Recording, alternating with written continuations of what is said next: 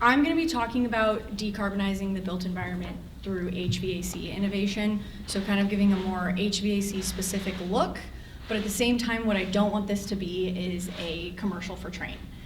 So I'm going to talk about general areas of innovation, but I'm not going to talk about specific products or specific capabilities because that would be too Trane specific, and I want to keep it kind of industry specific and what we are aiming for as an industry and where we're headed.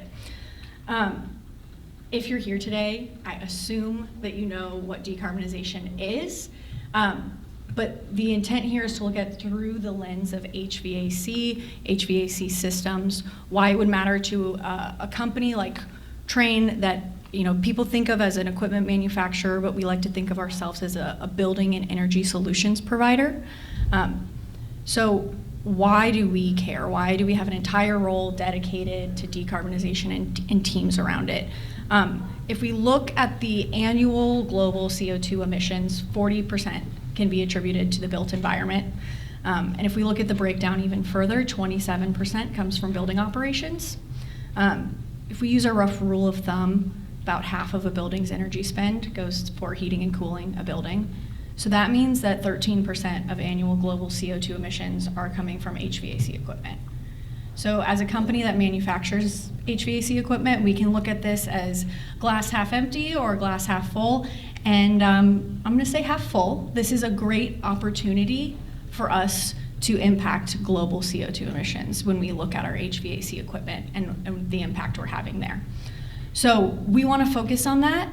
And I want to just give us a little Decarb 101 around scopes of emission, particularly with HVAC in mind. So Scope 1 emissions are direct in your building, things that are emitting emissions in your building. So burning fossil fuels on site, refrigerant that could leak from your equipment on site, that would be a Scope 1 emission. Scope 2 emissions are indirect but related to the operation of your building. So think about the emissions that come from the power plant generating the electricity used to power your building. And then Scope 3 emissions are emissions from value chain related to all other company activities. So embodied carbon, what's going on with your building. So when we look at the solutions as we break them down by scope, Scope 1 would be addressed by refrigerant management, electrification. Scope 2 would be addressed through energy efficiency and renewable energy, and again, Scope 3 would be through embodied carbon. We add that up, and that's how we get decarbonization through our HVAC systems. So all of these are real headlines, real articles that you can go pull up. And the point of this here is that the decarbonization space is confusing, it is changing. We're going too fast, we're not going fast enough. We need to pause, it's good, it's bad. It depends on where you're at, and it's also ever evolving. So although there is different messages coming at different times, there are some consistent drivers that we're seeing in our customers who are reaching out to us, and I wanted to talk about those briefly. The first one we've got up here is BlackRock. It's one of the largest investment firms in the world, and they state on their website that they look at companies' ESG data when they make their investment decisions. So our customers are starting to feel pressure from their investors to pay attention to ESG. And then there's the CDP. How many people here know what CDP is? Okay, 1, 2, okay, a few.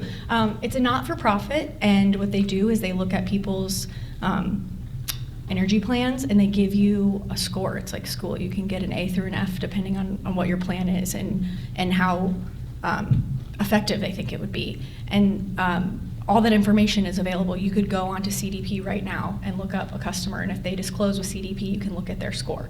And in 2023, they've had over 23,000 companies disclose with them. So when investors say we care about what you're doing around ESG, and then they have these resources to go and see what people are doing at ESG and see it graded by a third party, not for profit, then they can get information around what customers are doing and if it's good.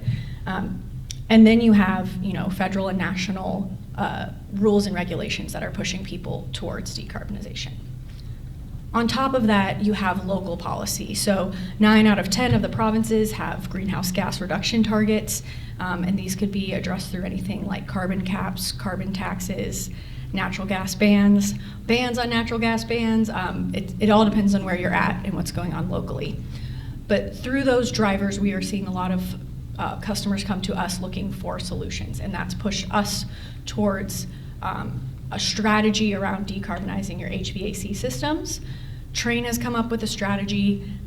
It's 4 pillars, and the 4 pillars, which hopefully look slightly familiar from the scopes page, are energy efficiency, electrification of heat, refrigerant choices, and renewables. And if you split it down the middle, you can see scope 2 is over there, scope 1 is over here. So we're trying to break down how we can address our HVAC emissions.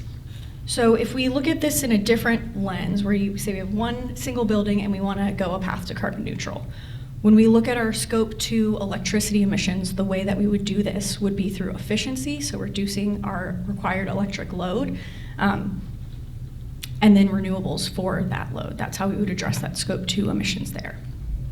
If we were looking at our scope 1 fuels, the way we would do that would be, again, efficiency as step 1, then electrifying where we're using those fossil fuels on site, and then using renewables for the remaining electricity. And then if we're looking at refrigerants, the first step would be transitioning to lower GWP refrigerants, and then properly destroying the refrigerants at the end of their lifetime so they are not released into the environment as emissions. So again, you can see right there, you've got your efficiency, your renewables, your electrification, and your refrigerants as our 4 components that I'm going to talk about here, and go a little bit into the innovation into each of those areas.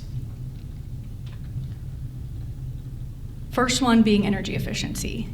When I say, oh, we're looking at innovations in HVAC, and then you hear energy efficiency, that doesn't feel very new or fresh, and that's because it's not. We are just continuing down the path of energy efficiency within our HVAC equipment. The first step to any decarbonization should just be to reduce your load in the first place. The U.S. Department of Energy has their own pillars of building decarbonization, and their first pillar is also energy efficiency. This is the very first thing we should look at, and we can do that in various ways. So we've got up here your emissions intensity here in Canada in various places. What I wanted to point out was buildings here in 2020 were approximately 13% of your emissions in Canada overall. So, first thing we want to do is just bring that 13% down through efficiency. You can do that in a lot of different ways. We have talked about these over and over again today. This is not new. The first thing would be looking at our building envelope. Let's just reduce the thermal load in general by reducing our need to heat and cool the building. Then there's the very low-hanging fruit of lighting, making sure we're using efficient lighting. And then where I get excited is using energy-efficient equipment for your HVAC systems. And it doesn't matter what type of equipment, but make sure you're getting the most efficient, the most up-to-date. With codes that are ever-changing, they're going to push us to using very efficient equipment, and just paying attention there.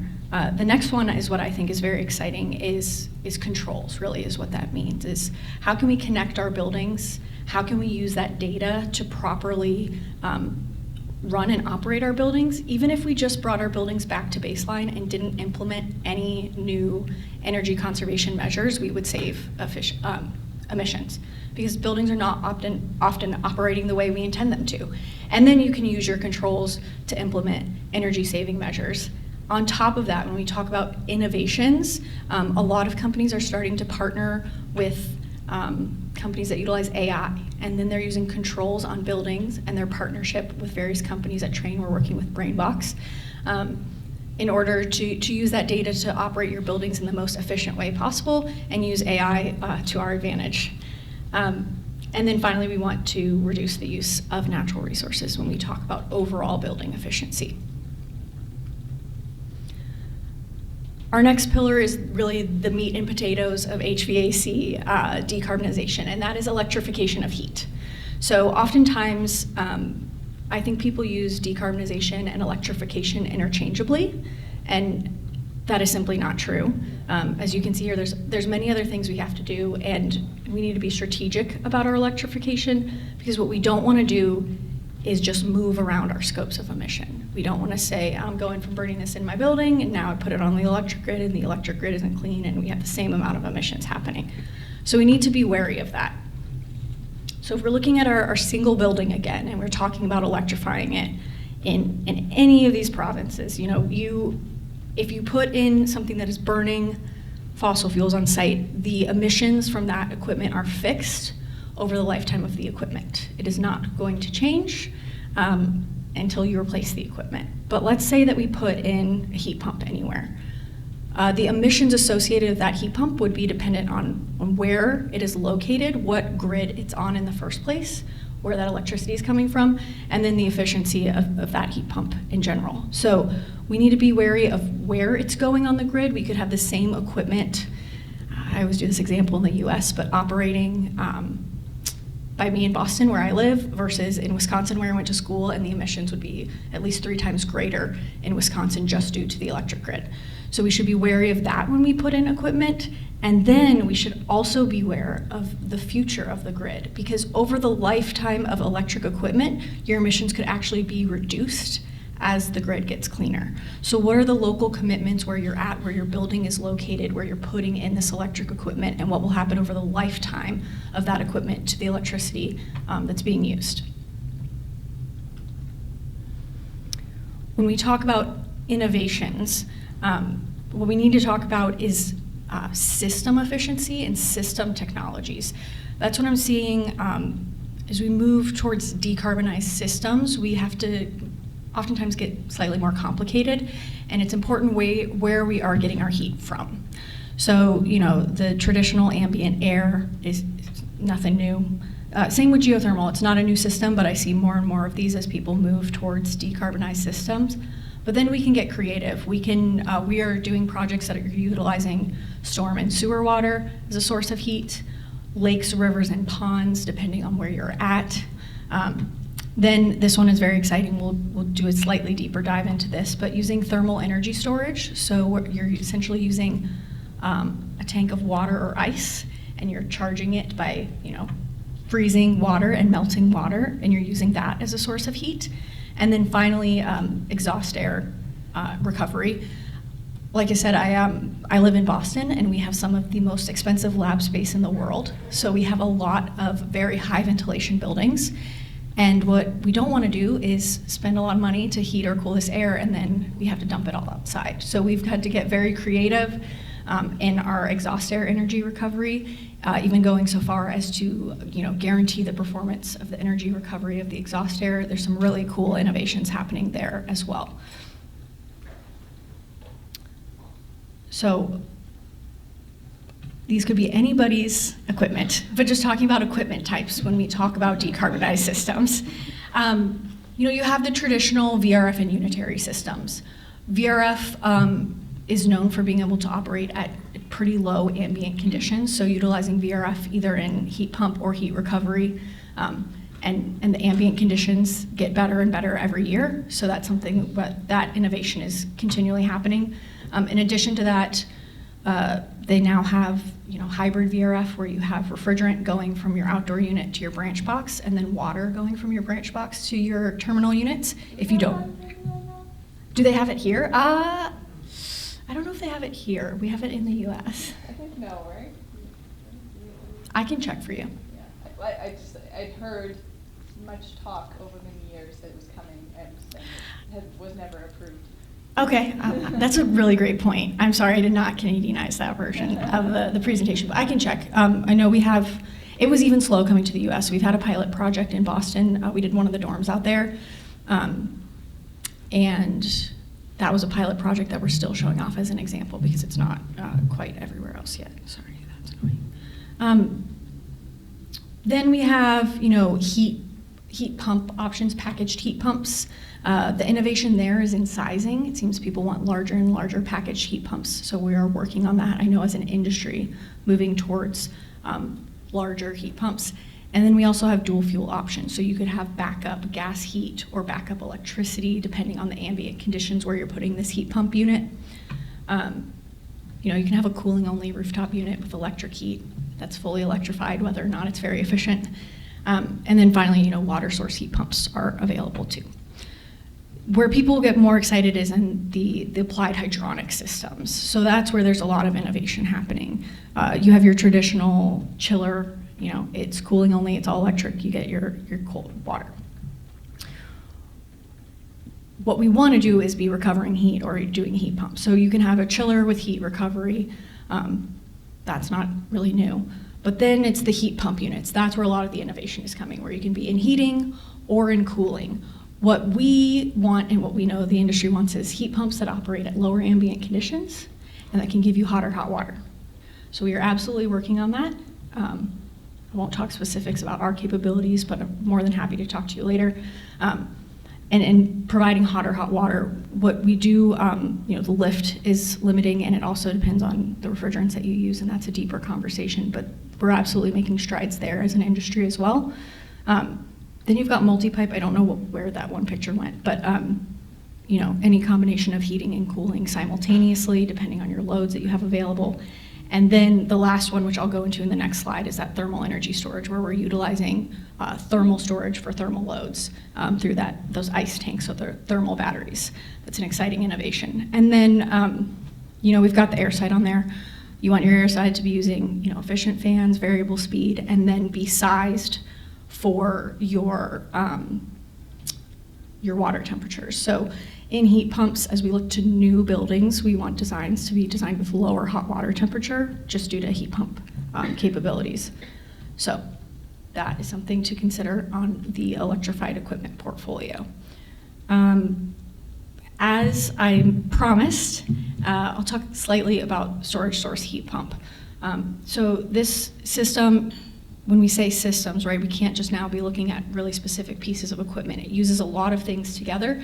Uses air source heat pumps with chiller heaters, with those thermal energy storage tanks. And if you need to, particularly in very cold climates, you could potentially use a trickle heater. This system is all about moving heat around. When we talk about decarbonized systems, a lot of them are talking about moving heat around instead of, we never want to waste our heat. We never want to reject our heat outside. How can we store it? The great thing about thermal batteries is it helps us decouple that time issue. So you could use heat later in the day that you saved earlier in the day, vice versa. It's a really cool system. As Lewis said, I had to go out to La Crosse, Wisconsin, which is a very cold part of the US, for 6 months. And our building out there, we are redoing with this system right now. And we have no worries about the very cold conditions there. I went to school in Wisconsin as well, negative 30 F, they're not worried about it. So it's a really cool way that we can get around some of the low ambient conditions. It's a very confusing system to think about heating with ice, because that's what we're doing here. It's taking it beyond the traditional using ice to cool.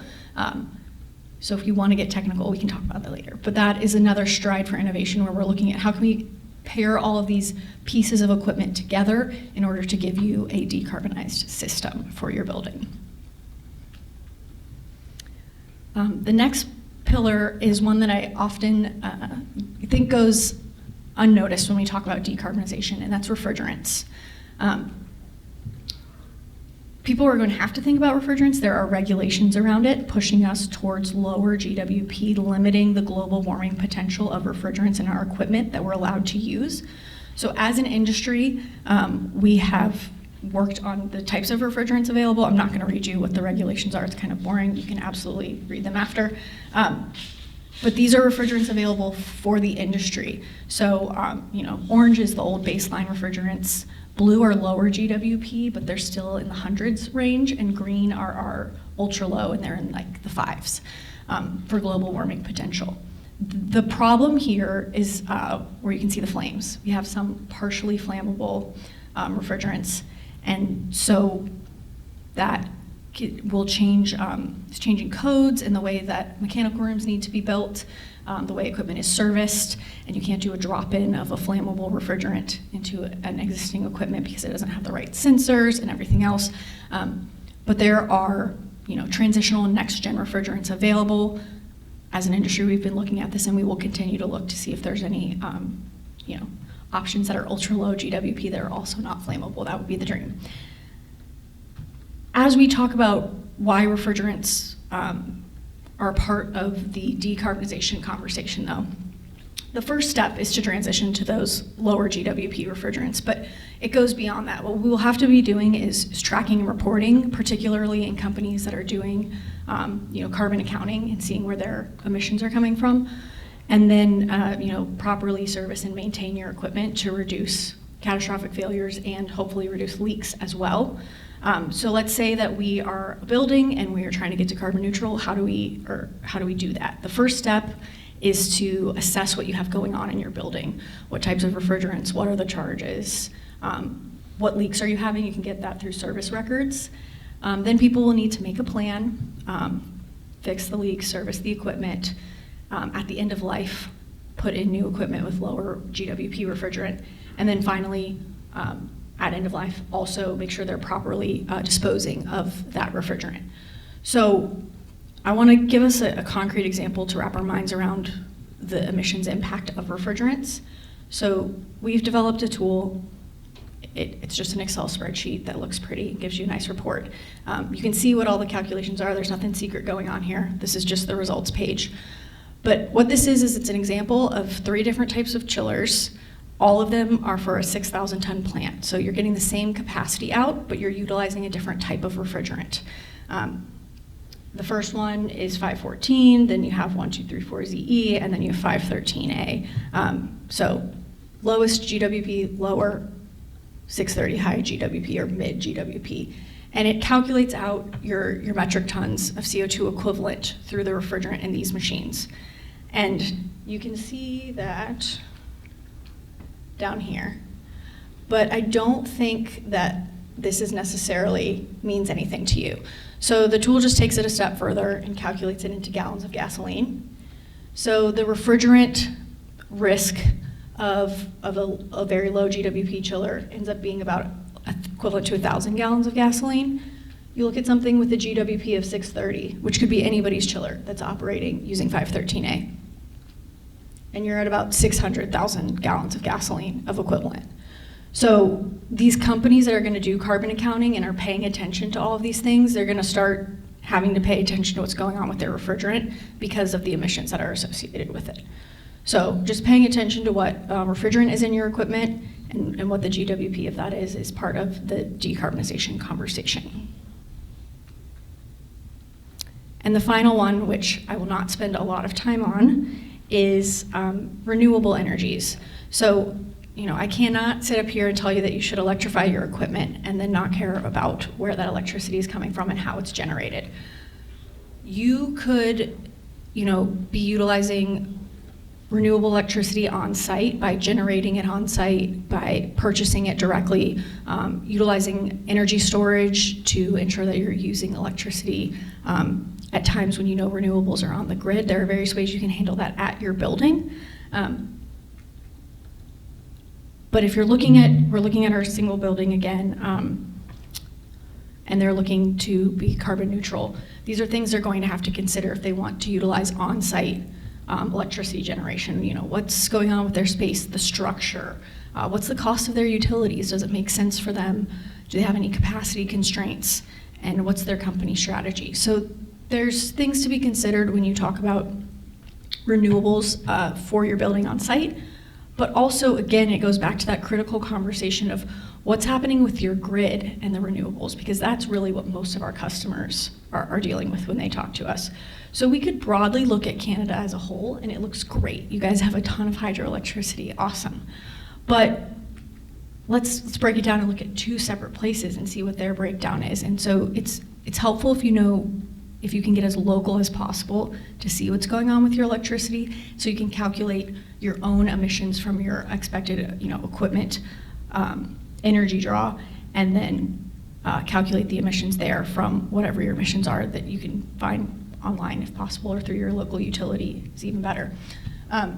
So we want to be wary, again, of not just moving emissions around, of looking at the whole picture, looking at the whole system, using the right equipment for the right building. As an HVAC manufacturer, we are pushing to make changes and move us in the right direction and have things available for our customers. So I promised I would be quick. I'm between us and drinks.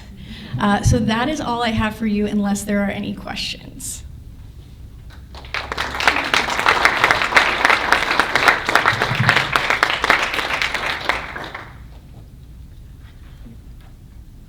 I attended a session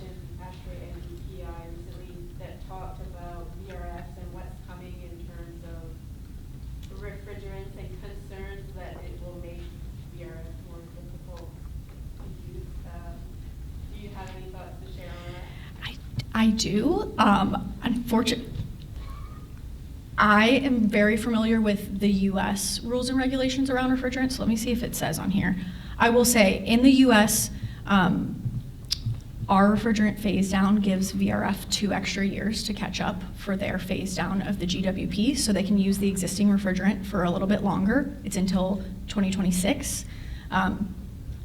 The concern, a lot of it is around the partially flammable refrigerant and pumping it into your space. They have come up with codes, rules, regulations around ensuring that your space is safe, so they feel great. The industry feels good about it. The VRF people are like, no big deal. What we're seeing is the interest, and that's why I'll check on the hybrid VRF, where people are fully comfortable having partially flammable refrigerant going into like a mechanical room and then having water going out to their space. They like that idea better. So we're seeing a lot of people interested in that method, and then what happens is there's new rules and regulations around mechanical rooms and the required monitoring, evacuation of the space if you ever were to have a leak, that kind of stuff, and then you just have your branch controller in that room. So I can look into what you have going on in Canada. I don't know if it was listed on that slide, but yeah, we have an extra 2 years to figure it out in the US. Let me see. I don't know if condensing units includes VRF. I will find out for you. Thank you. Any other questions? I got one. Yeah. For building retrofits, Mm-hmm. so we got an old building, it's using 180-degree water, Mhm. hot water. We have seen equipment that they can provide that, they use like a cascade Mhm. solution. What Trane is doing to provide, well, to improve the number of options in terms of solutions, right, to address those buildings, because one solution is to get rid of the terminal units and put low water temperature systems, but then the capital cost goes up, and Yep. then it's not feasible, right? Yep. So in a similar method, cascading systems are absolutely an option to get you up to 180-degree hot water, but it depends on the size of the plant, and those are very expensive systems. They have to be very custom to your building. Something that we're looking into is if it's a system where you also have, you have chilled water and you have a larger cooling coil. And the problem with the hot water is that your heating coil is too small. What if you use your cooling coil with your hot water, and then you have a larger surface area and more room for heat transfer, and then you can use lower temperature hot water in your existing units? Then that just becomes a piping and control change, but you can use the same equipment. So we are looking into how to do that in the best way. So there's definitely a lot of stuff going on. It's not officially out. We can't officially talk about it. That's okay. Yeah. Any other question?